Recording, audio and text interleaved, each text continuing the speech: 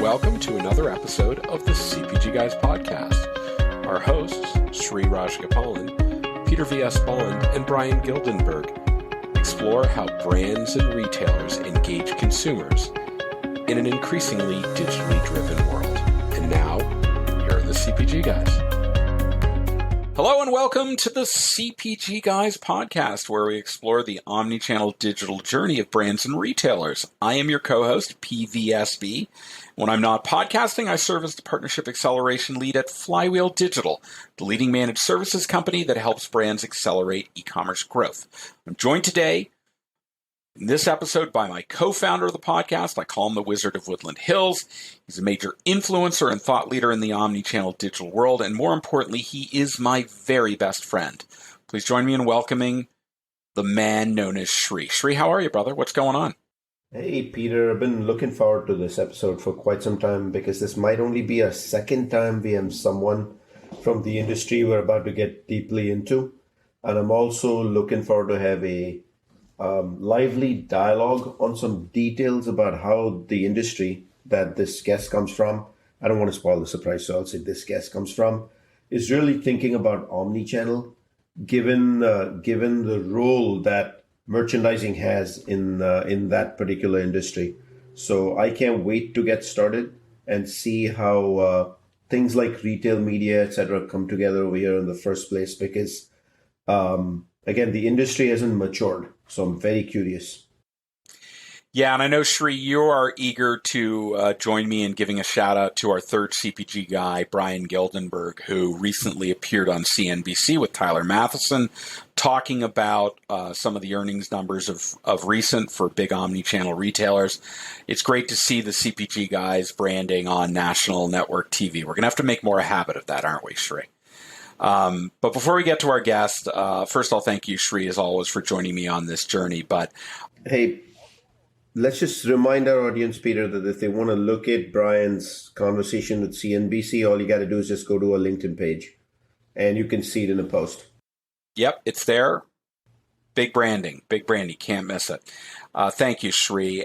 I'd like to implore our audience that we really need you to engage with this community we've created. There are really two ways you can do that. First, subscribe to the podcast on your favorite platform, Apple, Spotify, Overcast, heck, your home assistants, Alexa and Google Home. Just ask to play the CPG Guys podcast. They all do that. I just set off like 600 devices by saying that, Sri, because they're listening as people are listening to this podcast. But and also make sure you're following us on LinkedIn, where we publish new content each and every day of the week that's visible to our 22,000 followers. We have Monday, Sean Halter from Mio Marketplace does CPG Bites. Tuesday, Jeff Malmut from Mindshare brings us the Retail Media Minute, our favorite topic. Wednesday, our Fresh 4 co-host Andrea Lee from Illume Group shares her new series Behind the Curtain, and we debut a new episode of the CPG Guys. Thursdays, Brian Gildenberg himself brings us to Gildenberg Omnicom, and he comes back on Friday with a new episode of Fast Forward, our newest podcast on the platform. Saturday, we have a new episode, and of course, Sunday, it's the Fresh 4 with Andrea and PacView's Melissa Burdick. So truly 7 days a week of entertainment and education. And I'd be remiss if I didn't also mention how proud you, Brian, and I are of being associated sponsors with Next Up, formerly known as Network of Executive Women, whose mission it is to advance all women in business and to promote gender equality in the workplace. We are sponsoring members of this organization. They afford us 50 memberships to give out. And since there are only 3 of us, that means we have 47 left. So if you work for a company that isn't a part of Next Up, you're a female entrepreneur or a woman who works at a company that isn't part of Next Up, and you think you could benefit from the networking and educational resources, drop us an email at contact@cpgguys.com. We'll see if we can give you one of our memberships so that you can take advantage of it. Really good there. So please do reach out. We really want to give these away and give them to people who are really interested in participating. Next Up is a phenomenal organization. We just interviewed their new CEO, Lisa Baird, so please check her out on our podcast stream. The digital liner notes of this episode contain hyperlinks to our site, the other podcasts in our collective, and our LinkedIn page, and of course the landing page on Next Up. So please do that. So Sri, let's get to the main event. What do you say? Hello, CPG Guys listeners. You like that, Peter? Let's go, CPG Guys. You were channeling your inner Andrea there. What was going on, man? That Andrea Lay, we love the way you enter into the Fresh Four. Sorry, enough of that. All right, Sri, we talked about it earlier. Our number one topic on this podcast: increasingly retail media. Almost 60 episodes dedicated to it so far. It's no surprise it is the third wave of digital advertising after search and social, and it is frankly growing faster than those previous two waves. We've seen rapid emergence of new networks offering brands the ability to connect with shoppers, leveraging the power of first-party consumption data to build desirable audiences for the delivery of relevant advertising. Today's guest has a rich history in media.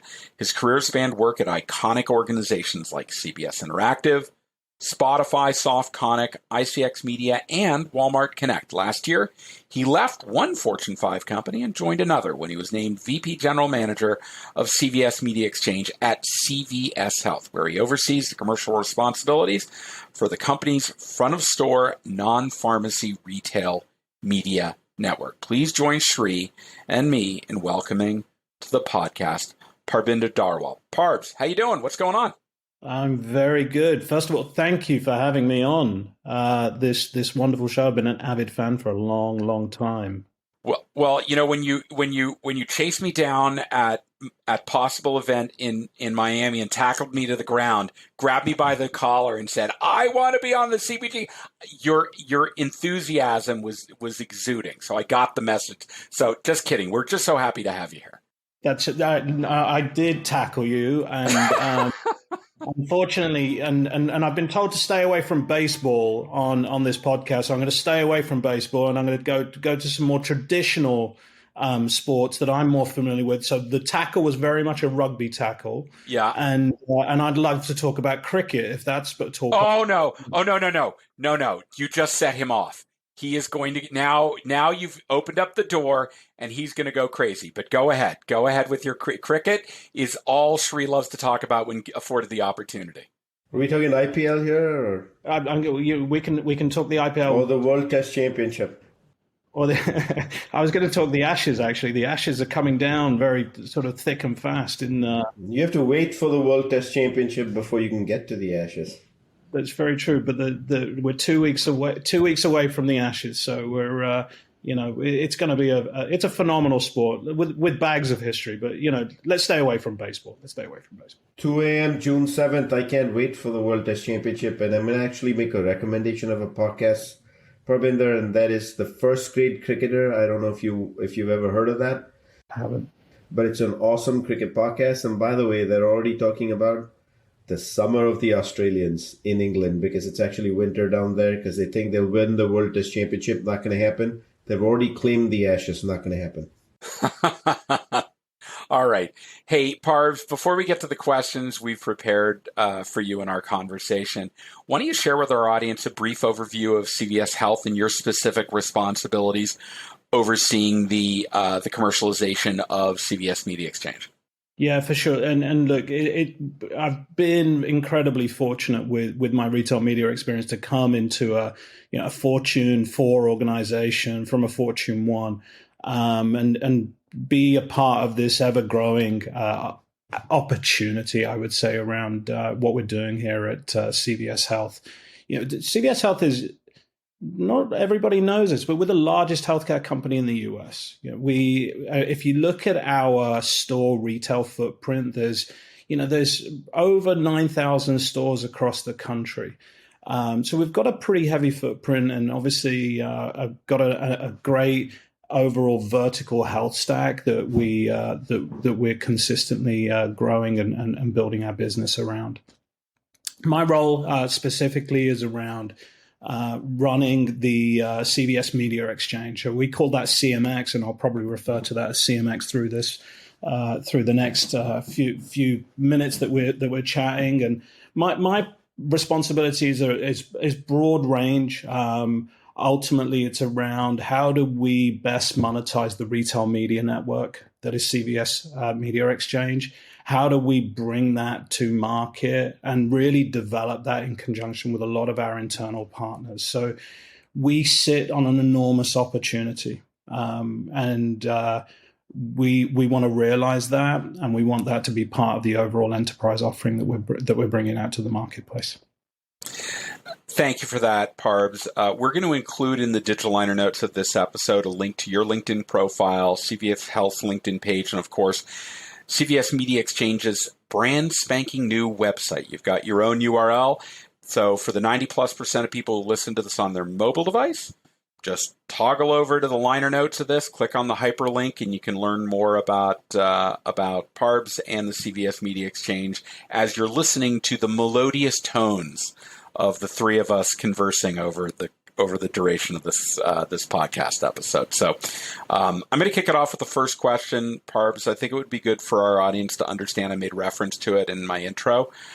Let's start with your career journey. Would you walk us through some of the key professional roles you've held that you see as having shaped your journey to where you're now leading the commercial activities around retail media at CVS Health? Yeah. A wise man once said to me, once you've spent over 20 years in an industry, you just say over 20 years. So I've been in digital advertising for 20 plus years, and worked in and been very fortunate to be able to work within different parts of the world in the UK, in New York, and also in Southern Europe as well. And one of the key defining sort of through lines within my role and background is that I've built go-to-market strategies. I've developed my skills reorganizing businesses, and lastly, also scaling organizations as well. So prior to joining CVS, I was over at Walmart Connect. I worked on as part of that insourcing team as it relates to the media business over at Walmart. We insourced the business over from Triad back in the day. My role and responsibility spanned across the beauty, personal care, health, and wellness, which obviously translated incredibly well to what we're doing here at CVS, given that they're our core categories within our business. Before that, a small little music streaming service called Spotify, and running a global brands team, accounts team over there. And as we were scaling that platform and bringing audio to the masses, so that provided some certain discipline on the way in which we were looking to drive deals to the overall key partners and key advertisers. And I spent at various roles, GM roles within a Spanish organization, which was in the software download space. But the vast majority of my career and where I really forged who I am has been through my time at CBS Interactive.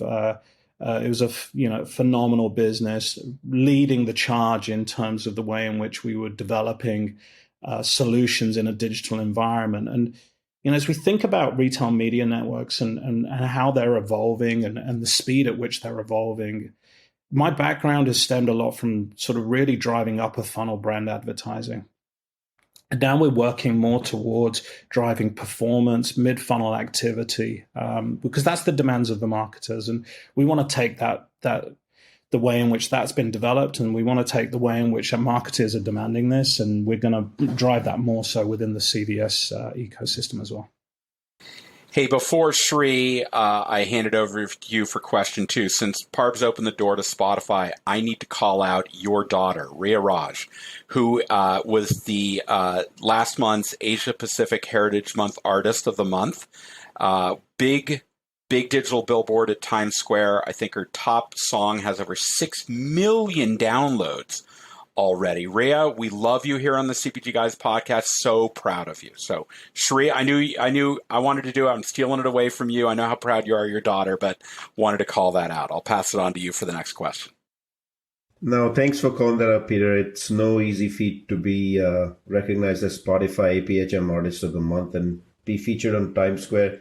You know that I did a overnight red-eye flight day trip from Los Angeles all the way just so I could take a picture with her, with the billboard in the background. That'll be framed and it'll be a treasure for life here in the Raj household for sure. But Parbinder, first of all, welcome to the show. It's not every day I can discuss cricket with somebody, especially the Ashes. So pleasure to have you on board. As I mentioned right up top, I've been looking forward to kind of demystifying what's going on in this segment in the CPG industry, particularly given I find that this segment is a little immature, but hopefully you'll demystify it for us and take it to mature. So the first thing that comes to my mind if I'm a brand advertiser, right, is I'd love to learn the dimensions of your underlying asset, which is CVS.com, the app, etc. And can you dimensionalize for us the type of audience and the size that CVS Media Exchange, as you said up front, is reaching? And any key metrics you could share with us on the frequency of purchasing and any behavioral segmentation capabilities that advertisers find appealing. Essentially, I'm trying to get under the tent here and understand the high-level basics of how large, and then are you getting into any details such as micro-targeting audience? And your background is such a fit for this, by the way. So with that, it's a fascinating question. So, but with any retail media network, and the way in which we think about retail media networks is that the first party audiences should always be the bedrock of what you should build upon. And if you couple that with the velocity and the frequency by which the consumers shop with you, that's when you start to really tie together sales attribution, measurement across the funnel, and more specifically, the tactics, right? So think about tactics in store, you think about tactics at the digital shelf. But that's the piece that sets retail media networks apart from other mediums. So this is the holy grail that digital has been promising for quite some time. You see an impression and you can tie that to the actual purchase.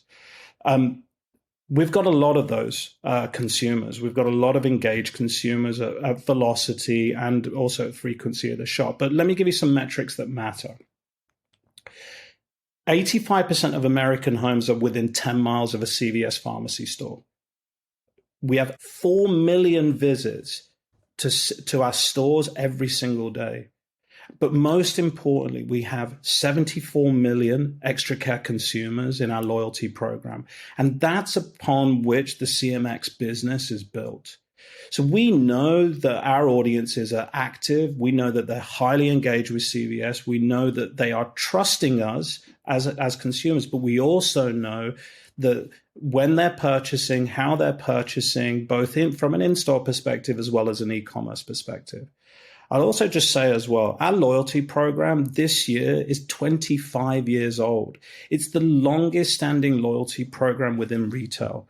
We have a very high fidelity of consumer audience and also data signals that are coming back to us over an extensive period of time, especially for the categories within which we operate, such as beauty, personal care, health and wellness, and general merchandising as well. So Parb, CVS has entered into a fairly crowded retail media channel. You've got another major drug channel competitor. You've got numerous other omnichannel retailers, some of one in particular you've worked with that have very developed retail media offerings. Would love for you to share with our audience what do you see as being some of the reasons that brands should really be looking to CVS Media Exchange as a meaningful place to invest their advertising dollars? Yeah, so firstly, we've been in the market for 3 years. So we're coming up to our 3-year anniversary this summer. And so this isn't new to us. We've been testing and learning through that period. We've been launching products. We have the tech stack and the way in which the implementation of that tech stack is across our enterprise business. But now we're doubling down. And we're doubling down on, and we want to see the way in which CMX is that connective tissue more so for brands to really engage with our consumers and more so to help consumers discover products. So we're investing in a number of different areas across our business. We're investing in our people. We're investing in our tech stack. We're investing in our processes, and we're investing in our products. Today, we offer, I would say, pretty wide range of products through different channels to our advertisers. We've got channels such as on-site, we've got channels off-site, and we've got in-store as well. And we've also have social connectivity. We have video, connected TV, and digital circulars as well. What I would also say is the accessibility to the consumers and the way in which we connect to them across all of those channels are non-invasive in any particular way, and we try to, as best we possibly can, integrate into the site to provide those seamless experiences. Yeah, early in Q3, we are on the path to be launching more premium display networks. So what we're doing is we're looking to offer increased access and scale to higher performance brand safe content. We're also going to launch a premium audio network as well. So we're constantly adding to the overall portfolio that we've got, but we want to make sure that we're connecting with the consumers in those brand safe environments.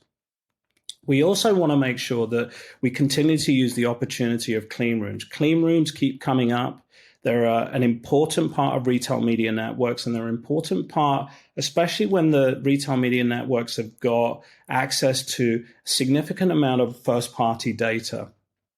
We're using clean room environments now, and we're also providing the opportunity for our advertisers to work with us to develop audiences within that clean room environment if they want to bring their first-party audiences. Now, that's not something that the rest of the industry truly offers, but it is certainly the way in which the industry is moving.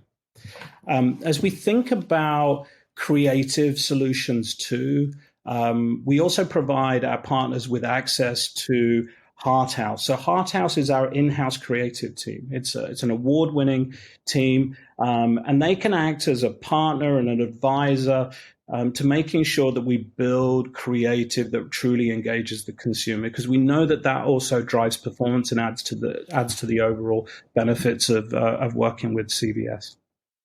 And then what I would also say lastly, and again in the way in which we're developing our solutions, is we have the ability to deliver really hyper-relevant, personalized creative at scale. So we have a product called Dynamic Creative Optimizations, and we were actually the first retail media network to offer this. So this continues to be an important part of our overall mix. And lastly, what brings this all together, you can have the solutions in an offsite and an online capacity.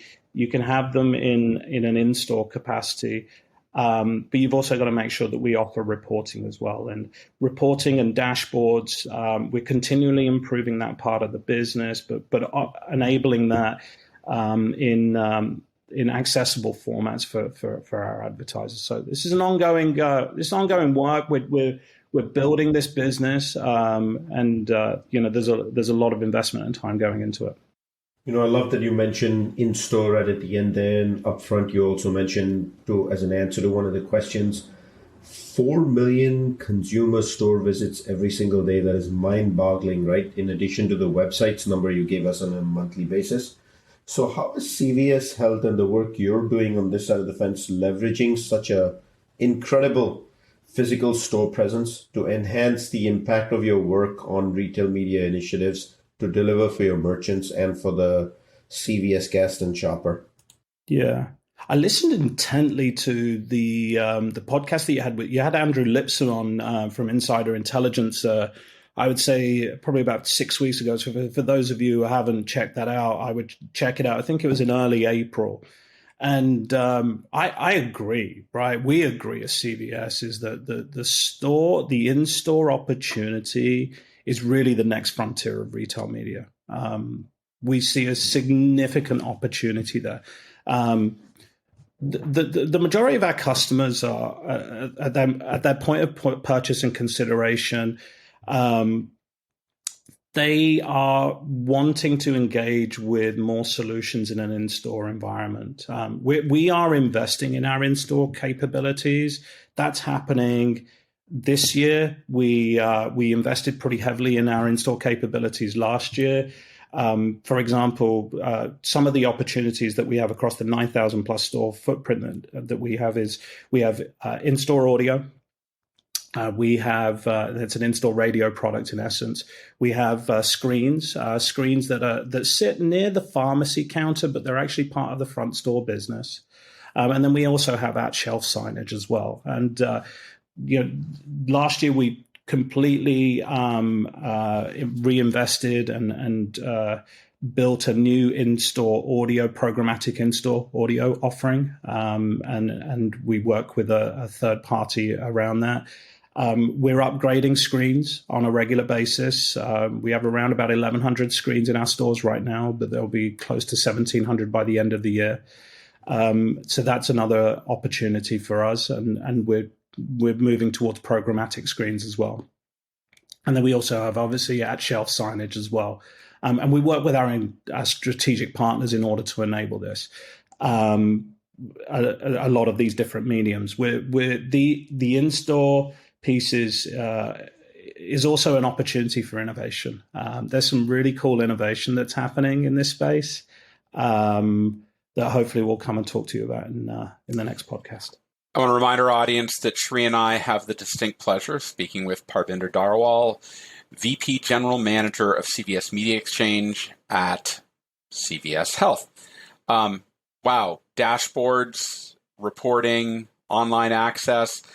Less than 7 years ago when I was leading brand personalization at CVS Health, everything was done with Excel spreadsheets emailed around. So I'm glad to see that the evolution of engagement with brands has taken it to a whole new level. That's really good to hear.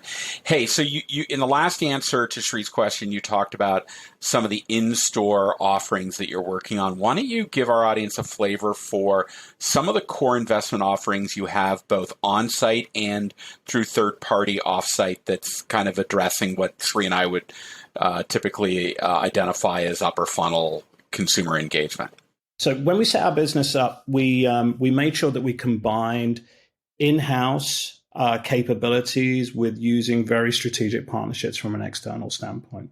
And we want to make sure that whenever we're building our business, we're using the most formidable partners in order to enable us to deliver. So there's many different options available to us, both from an on-site perspective, off-site perspective, and as well as an in-store perspective as well.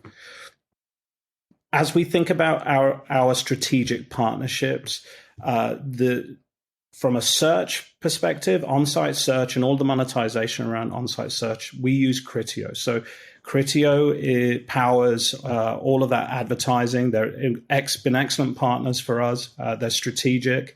We continue to expand the opportunities that are available to us around Criteo for on-site monetization of search. On-site display, we will utilize our own capabilities, and we have our own team that goes out into the marketplace. We also leverage technology such as Google Ad Manager that really drives the ad server around all of our on-site. When we talk about off-site, LiveRamp is really our core clean room environment, but we're also using key DSPs in the marketplace as well in order to enable us to drive our offsite capabilities. And we're working with partners across the board in an offsite capacity: Facebook, Instagram, Pinterest, YouTube. You can also buy programmatic display as well through our DSP partnerships that we have. From a data standpoint, we really only work with LiveRamp, and that's the commingling of the audiences that are available to us in those environments. And then in store specifically, there's three core opportunities in store. From a radio audio in-store audio perspective, we work with Stingray. They power all of the monetization of our in-store. From a digital screens, we work with a company called Neptune, who also power our at-shelf display as well. So any signage that happens at the shelf. So they're our core partners, but from an in-store as well as from a digital standpoint. But we're always looking for the best partners to continue to use, the most strategic. It's impossible to build this kind of a business on its own. It's important to make sure that we pick and select the best partners that are going to add the most value to our business. Thank you for that, fairly comprehensive, and we'll definitely find that in the recap here. But can you get a little bit into how does retail media as CVS complement the work that is being done through your Extra Care customer loyalty program, which we referred to right up top? But before we do that, you mentioned Criteo, and what came to my mind is, Peter, aren't you going to appear with Criteo's Ryan Britton at the Retail Media Summit later in June 2023? I am, in fact, Sri. I'll be on stage talking about going beyond search in retail media. So I'm excited to be doing that in my Flywheel digital avatar. But we've got Ryan from Criteo and a couple of great people from Danone and Newell Brands on stage with us. So it should be a good conversation. If you're going to be at Retail Media Summit at the end of the month in Chicago, please stop by and say hi. Would love to meet anybody. But back to you, Sri. And I know you'd asked the question about. Yeah, the loyalty program is such a big part of CVS Health. So how do you guys complement or work with each other? Yeah, so that's a great question. And we have a massive opportunity for us to work more closely together. So the loyalty program, which is Extra Care, that's what CMX is built upon.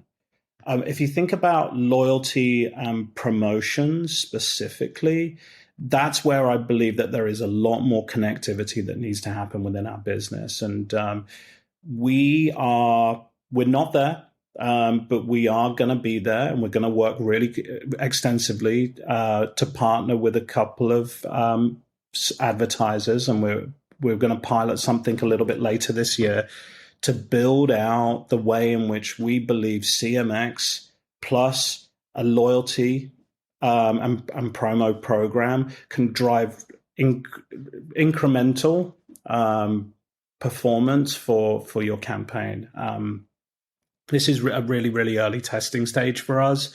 There is also an opportunity for us to think about how do we drive promotion at the shelf as well. So it's not just about digital promotion, but it's also about what does the promotion look like when we really drive it at shelf and drive it in a digital capacity through the consumers being in the store. So, Parbs, increasingly performance measurement in retail media is what's drawing brand dollars to your platform and other retail media platforms. How is CVS Media Exchange enabling brands to measure performance? I think you gave us a little bit of an indication when you mentioned clean rooms. Maybe you want to expand upon that. And how do you have any case studies that you kind of want to showcase or highlight as to how brands are growing their business through your powerful platform? Yeah, so I think measurement's a really hot topic right now for our overall industry, and as an industry, we have an enormous opportunity to come together and build measurement that is standardized, not across the board, but a standard by which we can all adhere to. And I would impress upon the retail media networks for us to come together and start to build this and have an independent body to facilitate it. I think it's an incredibly important part of our overall infrastructure. And I also think it's going to enable us to drive even more scale and drive even more growth for the overall sector. So I'm going to lead with that because I think that's incredibly important. Today, related to us outside of the industry, we offer multiple different ways in which we're reporting. So we'll report on campaign results. We'll report through dashboards. We offer full close reporting. We've got Kantar brand lift studies as well. But one of the areas that we've paid special attention to is driving incrementality for our ad campaigns. And again, incrementality can come in many, many different formats and can mean many different things. But standardization of the language is incredibly important. So we have consistency across the industry going forward. As we have dashboards for our advertisers, and obviously our suppliers can see real-time campaign performance as well. we're working across different media mixes within the overall media plan. So if you look at the way in which we're set up across all of the different products that we've got, you talked about a case study. I can talk to you very briefly about a case study. We worked with a national brand recently who was working to put CTV as in part of their plan, along with some on-site media and some off-site social distribution. And with that, we saw a 4.5x plus lift on the ROAS versus the average campaign that doesn't actually contain CTV. So we know that with that particular campaign, we drove a 2x incremental sales lift as well. So with that, there's a massive opportunity around CTV as part of the overall mix, but it's also about how do we continue to drive effective measurement that gives our advertisers real-time understanding of their campaigns. And the last thing I'll say is, how do we give suppliers and our advertisers ways in which they can get access to the reporting much quicker, so they can make more insightful decisions about the next campaign and the next campaign and the next campaign. And I think this is, again, part of the overall sort of measurement challenge that we have as an industry. But I think we're going to get there. I think we're going to move fast towards that. Parbs, our last question for you is, what are some of the emerging capabilities of interest to you in retail media, and where are you focusing your efforts to address the needs of brand advertisers that are really considering CVS Media Exchange as a productive channel for advertising? Yeah, so I'll answer that sort of in the now, in the near, and then in the future in terms of what I'm focusing on. So now, media measurement, standardization, improving our overall measurement, the way in which we deliver that to our advertisers, the way in which we can provide that in as near to real time as possible. So that's a big focus with us. How do we partner with somebody in the industry in order to really bring everybody across retail media networks together? I think the second piece of the near is in-store personalization. We see this as an enormous opportunity. We have great scale in store, but how do we create offers or the way in which we are delivering message to consumer in store? I would also go as far as there's an enormous endemic play for in-store monetization. There's also an enormous near endemic play as well. That we can leverage our store footprint and our capabilities around. So that's what I would say in the near. In the future, pharma is a big unlock. We haven't really talked about pharma on the show today, and that's how the vast majority of consumers will also engage with us, is through our pharmacy. And we're looking at starting to use sort of broader data sets to create models that enable better targeting. And how, we're also thinking about how can we start using richer data and insights in a compliant way that serve our customers' best interests. So, how can we use our data assets to remind seniors about the importance of getting a shingles vaccine, for example? So it always needs to be rooted in our mission of health and healthcare and healthcare enablement. And we take privacy and data incredibly seriously. So we just need to figure out the best and most appropriate way to use our data while still remaining, compliant with an ever evolving regularity landscape. It's fun.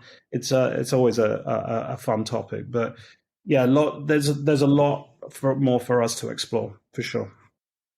I love the fact that you called out what you refer to as near endemic, or what I would probably just refer to as non-endemic. So the idea of advertising for products that aren't necessarily sold through CVS Health, but given the fact that you are the largest healthcare company in the United States, there's a lot in that ecosystem and a lot of other brands that are selling in that ecosystem. You mentioned Pharma's one that can leverage your platform to reach consumers using the behavioral targeting of what they're buying in the front of the store to reach the value that they have elsewhere in the health ecosystem. So I want to remind our audience, please go visit cpgguys.com. You can find all of our content, almost 300 episodes now. Hard to believe we've got that many.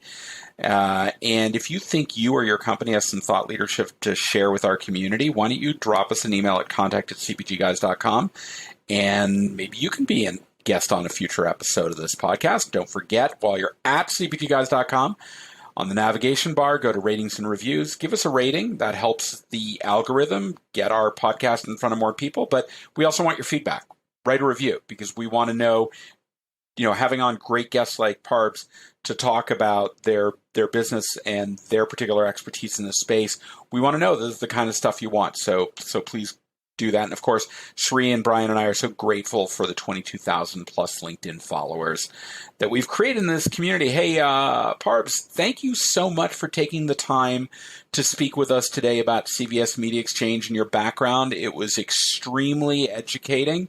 And we are really grateful that you would take the time to speak with us today. Thank you.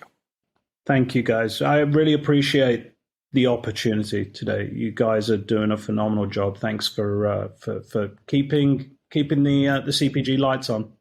Thank you. Hey, Sri, I know you've been furiously jotting down notes. Would love to know from your position some of the more salient components that Parbs covered in this conversation that really resonates to you about CVS Media Exchange. Thank you for that, Peter. Parbs, thank you again for joining us and enlightening us about what's going on with CVS Health in this retail media space especially. But we started up top, and of course we knew this was going to be a great conversation when you mentioned cricket. Although baseball is my second love, Parbs, and we didn't declare that, I am a true Yankees fan all the way. I debated actually wearing a Yankees jersey here to this, but then decided to stick with the brand right here. But I can only do this with the Brits, so it was only apt that this is the way it was going to be. But your background, the digital advertising background, that too being global, you mentioned European experience, that really, and your background of actually doing scaling really brings forward a nice, I would think, rewarding experience for you and CVS Health to get that done for them as well as part of a capability. And the fact that you are also part of the insourcing from Triad, I think gives you differential experience bringing things in-house versus just relying on external partners.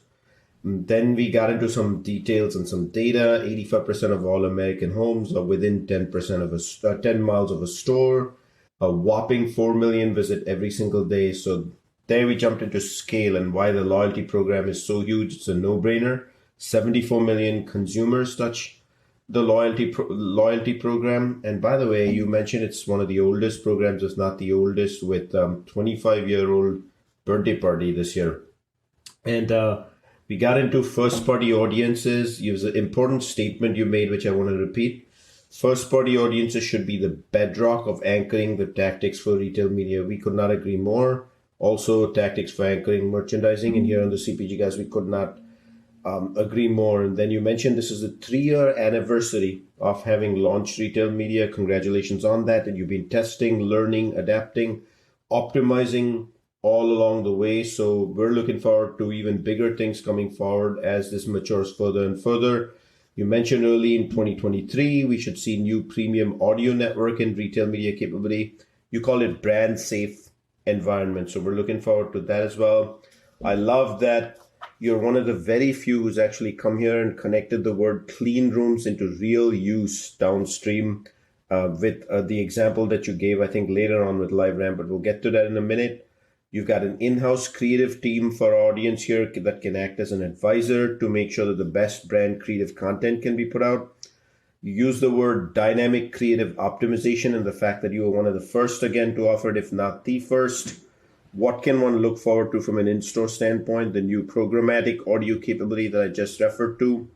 1,100 screens moving to 1,700 by the end of the year that sit near the pharmacy counter but really focus on center store. And of course, shelf signage, what would we do without them? Then we jumped a little bit more into capabilities where we talked about both on-site, off-site, live ramp being the core of your partnership. But of course, you have partnerships with many other external DSPs as well. And then the partnership with Neptune at the shelf. Then we got a little bit into loyalty, where I asked you that question. And I love that you said your partnership with loyalty will focus on explaining incrementality when you get that far and are able to truly play that out, and how to drive outcomes at the shelf through a digital capacity. I couldn't agree more on that one too. And then, of course, we got into measurement as a hot topic, where I might have asked you the question a second time, but that tells you how important measurement is. And you gave excellent examples of the 4.5x lift on ROAS using CTV and 2x the sales lift coming from one such campaign.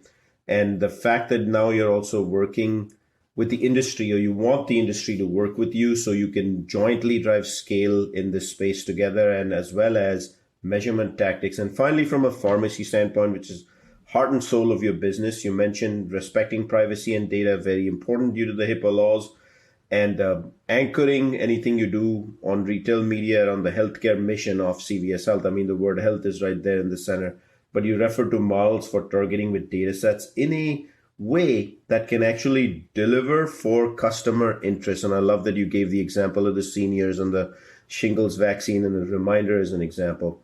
By the way, I do get a reminder on my CVS app. I did get it for my annual vaccines that I take. So I am a ardent CVS shopper, not just pharmaceuticals, etc., but also for center store, and keep close tabs to it. Given the frequency and the number of stores, my frequency of visits, given the scale of the number of stores. So it was a pleasure hosting you. How'd I do on the recap, Parbs? Brilliant. Thank you. That was thorough and to the point. I appreciate that, Siri. Thank you. Thank you, Shri, for that great summary. And to our audience, we are so grateful that you choose our platform for education and entertainment. And we look forward to speaking with you on the next episode of the CPG Guys podcast. Goodbye.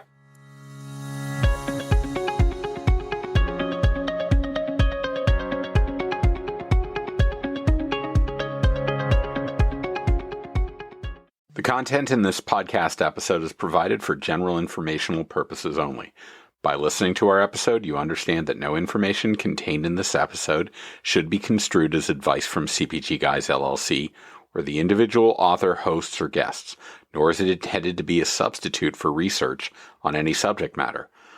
Reference to any specific product or entity does not constitute an endorsement or recommendation by CPG Guys LLC.